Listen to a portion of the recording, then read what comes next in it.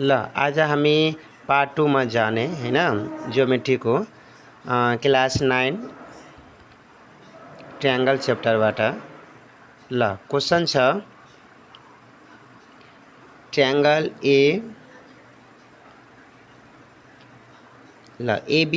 ABC एउटा triangle छ हैन। अब यो ट्रायंगल में angle A x degree, angle B 35 degree, angle C दिएको छैन हैन। अब यो ट्रायंगल में AB इक्वल टू AC, यसको मतलब AB इक्वल टू AC छ।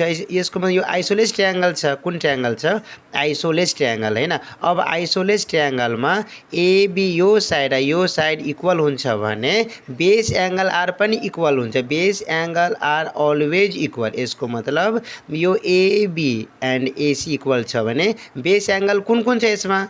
त्यही base angle, angle B and angle C, यो बेस एंगल छ हैन। अब बेस एंगल पनि के हुनु पर्दछ? इक्वल हुनु पर्दछ। यसको मतलब एंगल B छ 35 डिग्री, त यो पनि एंगल C पनि कति हुनु पर्दछ? 35 डिग्री हैन। अब here in triangle ABC, okay, in triangle ABC, angle given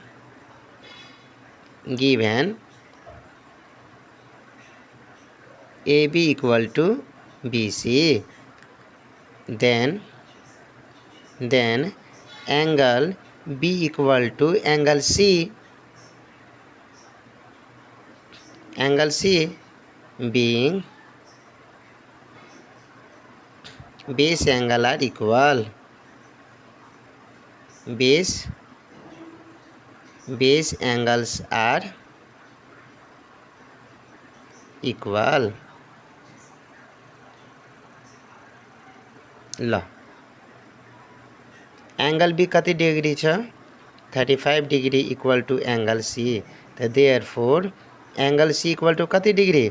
35 degree. अब हामीले एंगल बी पनि 35 डिग्री, एंगल सी पनि कति डिग्री? 35 डिग्री। अब यो x को भ्यालु निकाल्नु छ। अब यसको लागि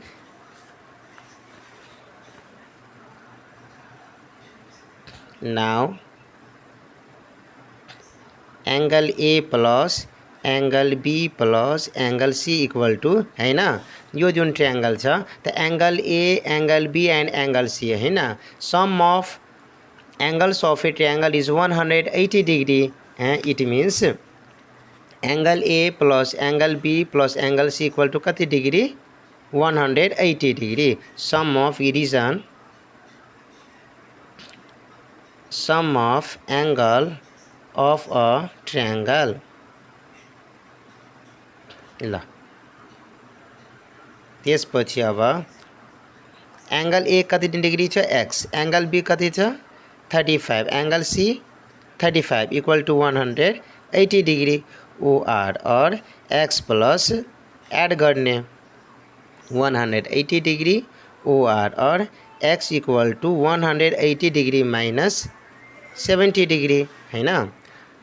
x equal to 180 degree minus 170 degree, it means 110 degree. Therefore x को भ्यालु कति डिग्री आयो? 110 डिग्री। ल दिस इज आंसर।